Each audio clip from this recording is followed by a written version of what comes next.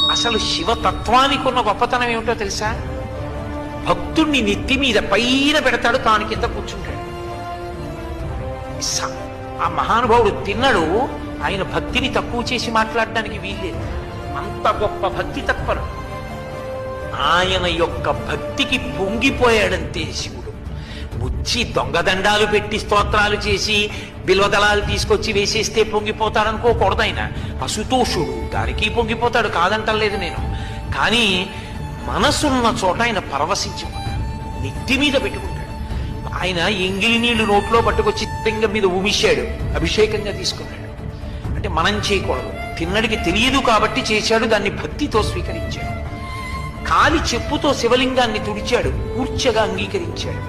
ఎంగిలి మాంసం మొక్క పెట్టాడు, నవ్యోపహారాయతి, మంచి ఆహారం పెట్టామని తినేశాడు.